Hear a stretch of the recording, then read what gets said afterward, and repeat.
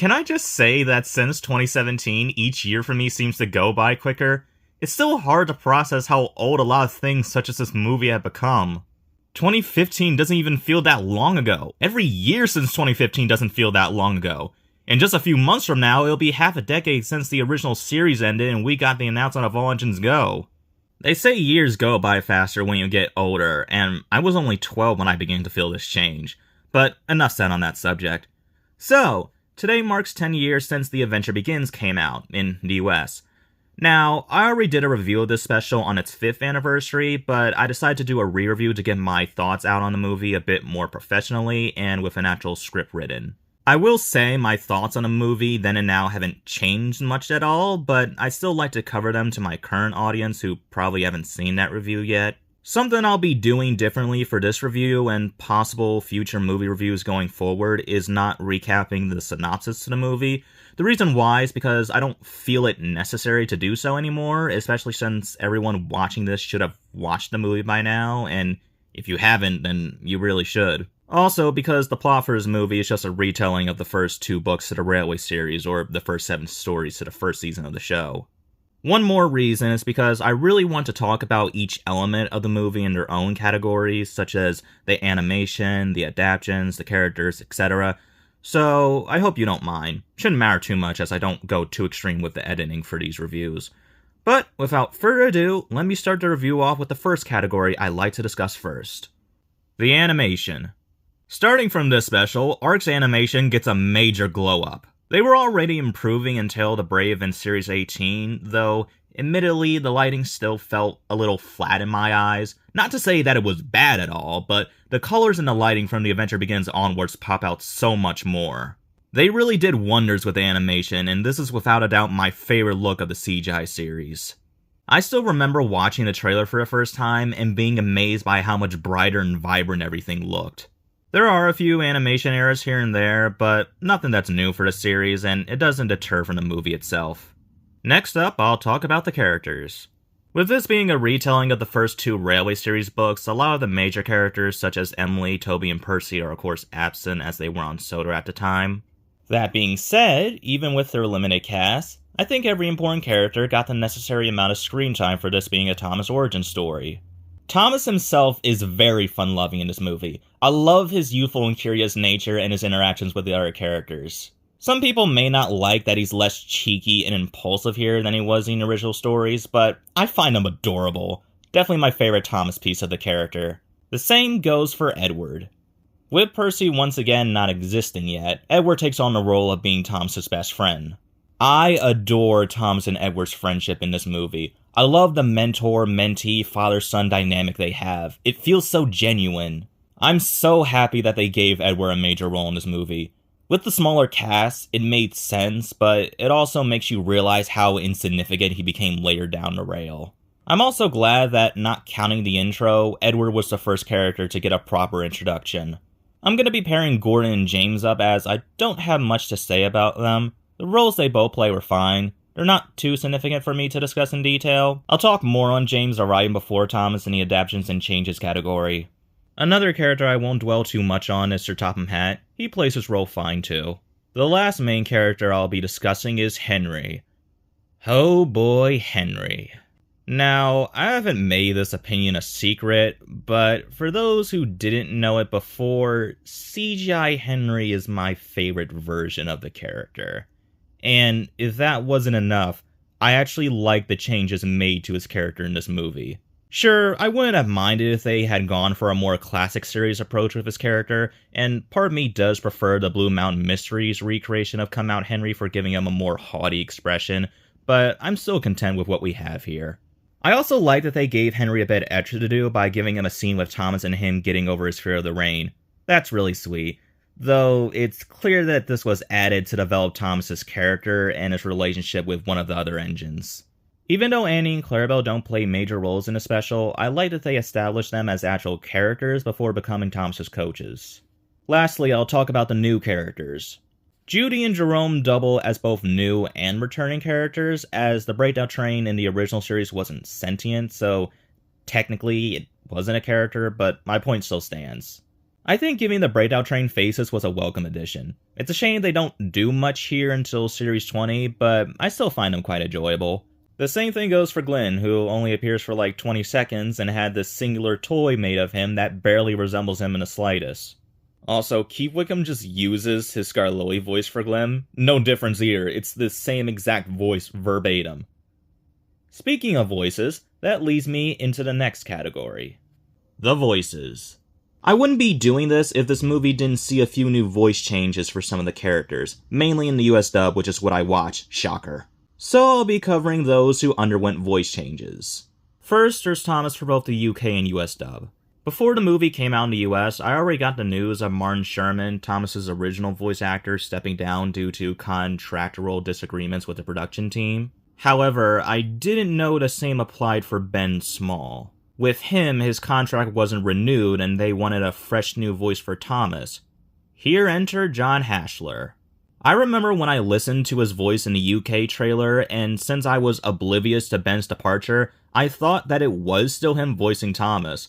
Comparing their voices together, they're a little similar. John's is just a lot more higher and younger sounding. Their Renee's voices are like identical though. Now, John has been regarded by most as being the definitive or best Thomas voice, and I can see where people come from. Although I do like his Thomas voice, he's not my favorite, both as a whole and in terms of UK sounding Thomas voices. I actually prefer Ben's voice over him, and the same goes for Martin and his successor that I'll get into in a bit. The reason why is because I prefer the young but somewhat mature sounding voices that Small and Sherman provided for Thomas, as opposed to the much more younger sounding voices that their successors do. I get that Thomas is supposed to be a kid, especially in this movie. I just think their voices sound a lot more to what I imagine Thomas sounding like if he were a real person. Going to the US dub, Thomas's new voice here is done by Joseph May. The interesting thing about Joseph is that we heard his voice first the year prior in the Macy's Thanksgiving Parade promotional video. I remember hearing it there and being so put off because of how different it sounded, and I kind of just assumed that it would be a one-time thing, but come the day The Adventure Begins comes out, I'm flabbergasted to be hearing it once again. Despite that though, I quickly warmed up to Joseph's voice. And while I do mimic his voice for most of my videos when voicing Thomas, he's only my second favorite voice behind Sherman, and I already explained why. His voice is just a lot easier for me to impersonate because my Sherman impression is a lot more closer to my regular voice. Next up is James, who is now voiced by Rob Rackstraw in the US dub. I don't understand this change. The same goes for Topham, who was now voiced by Keith Wickham in the US dub as well. I like both of Carrie's voices for the characters, but I do prefer Rob's voice for James more and Keith's Topham slightly more than his. I still don't understand why they made the changes, and also why it took a few years for Rob to adopt James's voice in the UK dub as well. Unless someone asks them why, we'll probably never know. Lastly, there's the Trolls and Trucks, who are now voiced by Christopher Raglan. I don't have too much of an opinion on either his or Ben's voices, as they're about the same and they both do a solid job. The music. The music for the special are all recomposed themes of Mike and Jr.'s classic music from their time on the show. And I gotta say, Peter Hartshorn really knocked it out of the park with this one. All of the recomposed themes he did for his special I thought were done flawlessly. I don't think I'll say I prefer one or the other, as I tend to consider all of the composers' work on the show to be equal, unlike others who will always say Mike and Jr. were the best. However, I do prefer Peter's really useful engine over the original and the one from Magic Railroad. Nothing more to say on the score other than I really enjoyed it. Adaptations and changes. Despite being adaptations from the original stories, there are a lot of changes here in comparison to both the books and Series 1's adaptations. I won't cover every single change, I'm only going to mention the ones I choose. The stories that are adapted in this movie are all from the first two Railway series books. Because of it going for a more Railway series style retelling of events, Thomas Gets Tricked isn't the first story retold, and instead is Edward Helps Out, followed by Come Out Henry. Though the events of Come Out Henry technically occurred before Edward Helps Out in this version, but it doesn't distract from the story. The only stories that weren't retold in this movie were Edward's Day Out, which was partially adapted in Edward Helps Out, and Henry to the Rescue, though the latter did get a brief mention by Edward. For all the adaptations in The Adventure Begins, I thought they were done pretty well. The ones I thought were handled the best and I prefer over the original retellings are A Big Day Out for Thomas and Thomas Saves the Day.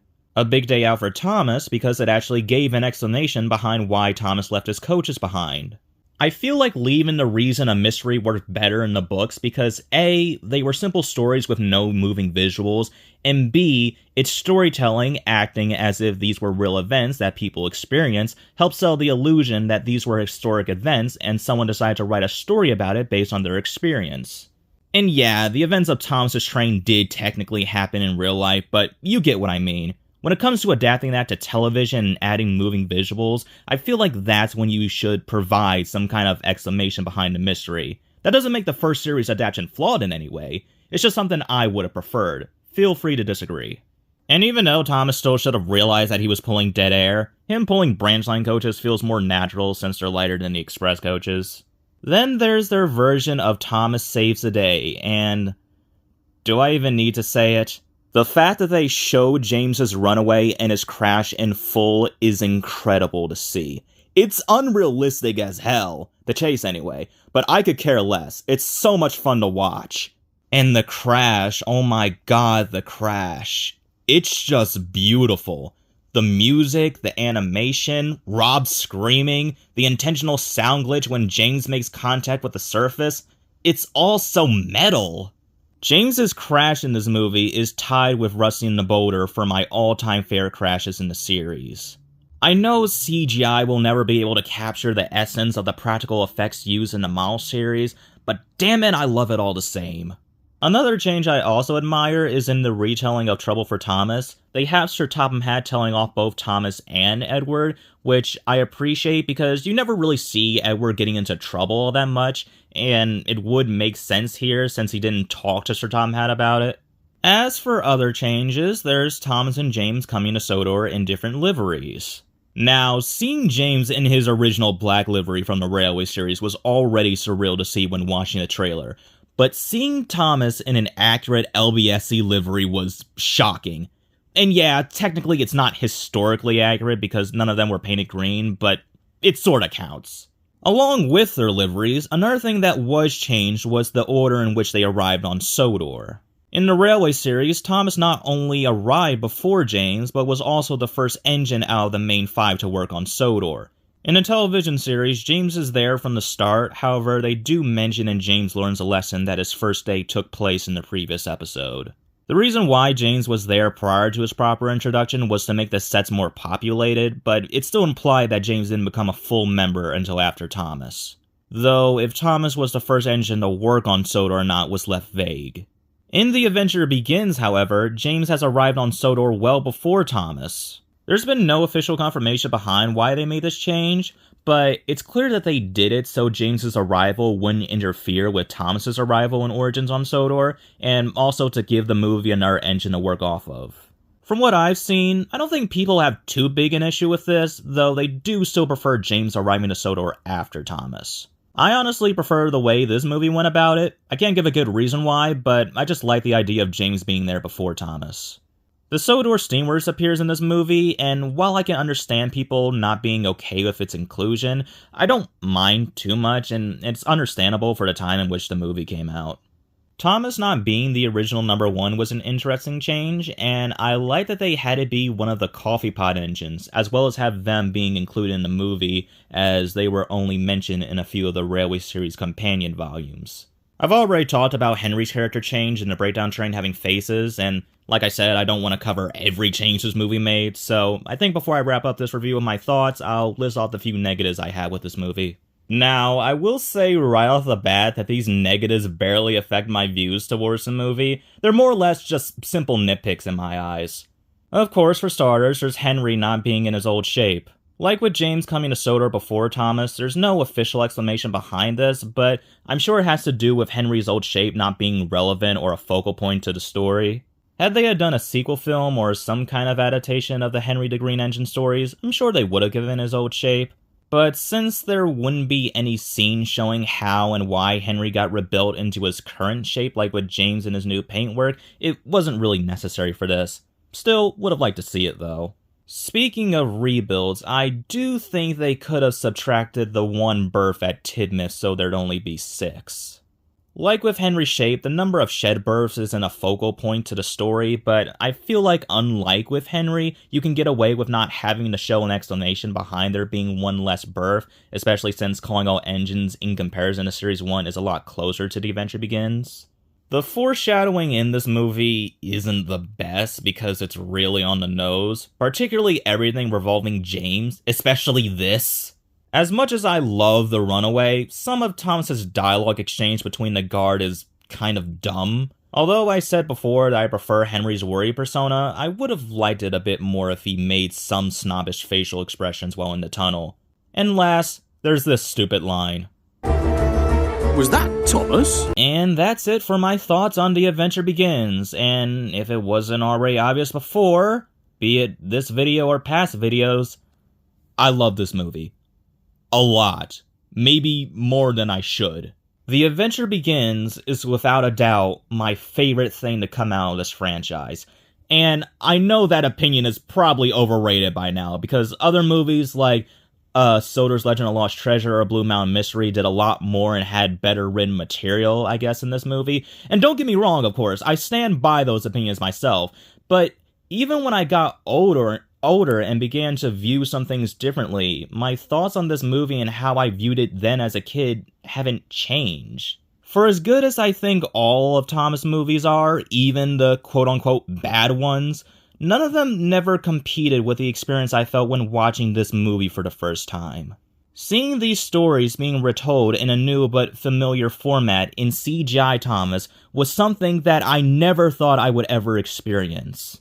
It was so magical to me at the time, and it still is. It's kind of hard for me to put into proper words, but you know what I mean.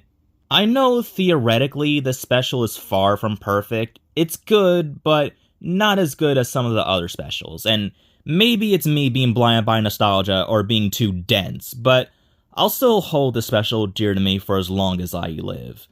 So, with that being said, my overall rating for The Adventure Begins is, big shock, a 10 out of 10.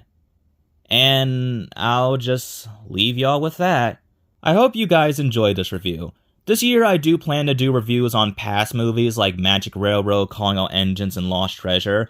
I have technically reviewed those, but I did it on my community back in 2020, and I'm sure none of you guys either knew or remember that. But this time I'm going to make video reviews of those, so stay tuned for those when their anniversaries hits.